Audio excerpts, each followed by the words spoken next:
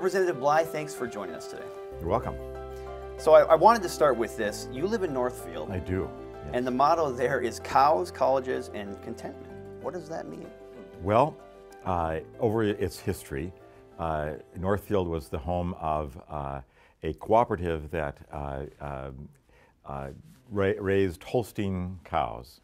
And there were a number of farmers who invested in that. And there was a Northfield dairy that sold various types of dairy products. And so that's where the cows aspect comes from.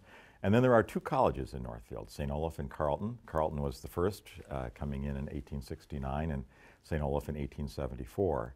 And so they're a long tradition in the community. And how would you describe the rest of District 20B? What are you hearing from constituents, what they'd like addressed in the 2018 session? Well, there are several issues that have to do with job opportunities or changes in certain laws that would benefit them. I think what's interesting about my district is that it is, I don't mean to stress this too strongly. I mean, it's sort of like saying, you know, the Lutheran Church needs more diversity, so you have various synods and things like that. So in my community, it's not, we are diverse because we have different interests. As you might imagine, I mentioned the colleges in Northfield create a different environment than, say, Montgomery or Lonsdale or other cities in my district that have different interests and different philosophies that kind of drive how they see the future. But really they all want to do, see their families grow and see their community prosper. So that's similar, but they might have different ways of thinking about it or moving forward on it. You're the DFL lead for the House Agriculture Policy Committee and also serve on the Agriculture Finance Committee. Yep. What are your thoughts on how the 2017 session played out in terms of improving the agriculture industry in Minnesota? Well, you know, for me, that's a large question, and it also reflects the diversity of my district. And yes, I have some very active farmers and people who believe in kind of where we are with agriculture is great and we need to improve that. I also see over time what's happened with agriculture in the state where because of some of the forces driving agriculture, we see smaller towns shrinking, less money, less funding kind of staying within the community and going elsewhere, whereas agriculture has become more of a big business or more of a corporate-driven kind of thing. I see fewer and fewer farmers being able to make decisions for themselves, harder for them to respond to changes in the market. So for instance, if the price of corn goes down, they grow more corn. Doesn't make a lot of sense really, but for them, that's what the system kind of allows for them to do to protect things.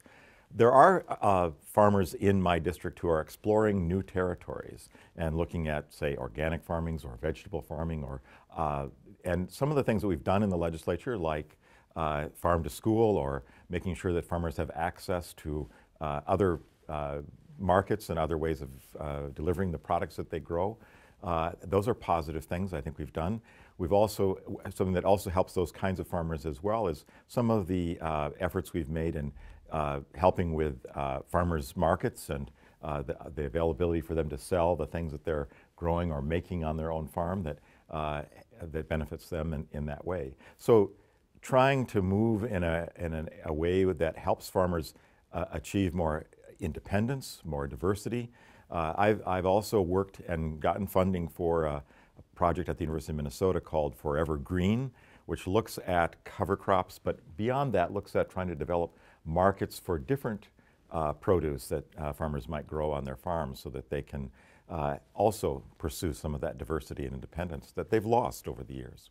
You had a book published in 2016 that focuses on the middle class economy. Yep.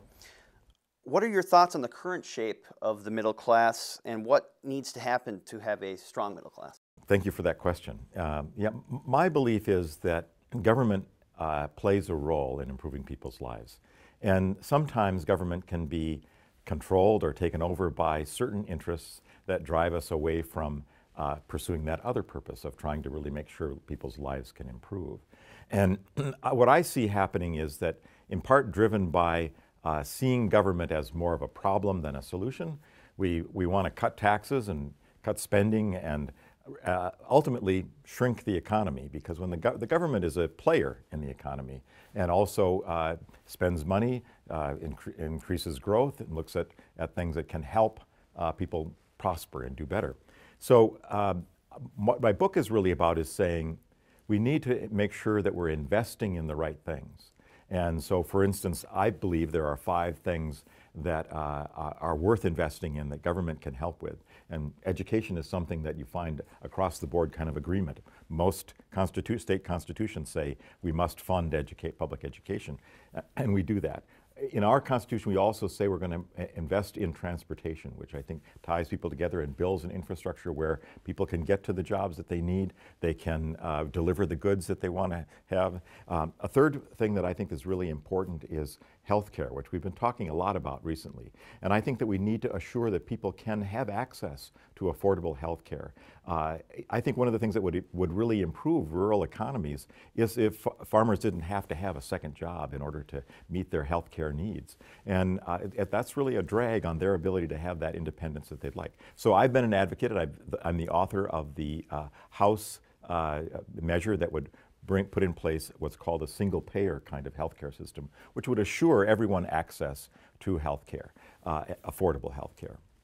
The fourth thing is making sure that we have a clean and safe environment, and that's something we've been challenged to do, and it's driven by multiple forces. And I think that if you asked anyone, they'd say, yes, we all want to have clean water and clean air and clean land, but sometimes the realities of the economy drive us in a different direction.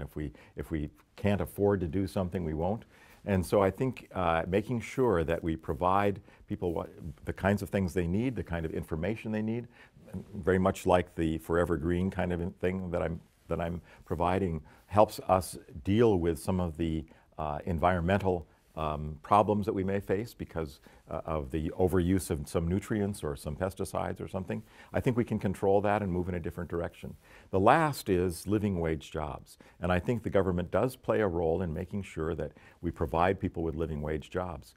And we often hear that the private sector is where jobs are created. To a degree, that's true. And there have been various economists and thinkers about this who say that, yes, we want to incentivize the private sector to create jobs, but when they can't, or if they won't in certain areas, or if they won't provide jobs for certain people, government needs to step in and be an employer of last resort. And I think we can afford to do that, and I think it helps create a better society and makes a commitment really to those people who are not necessarily at the top of our economic system, but may struggle and may need some help or some assistance in improving their lives, and that's something that government can do.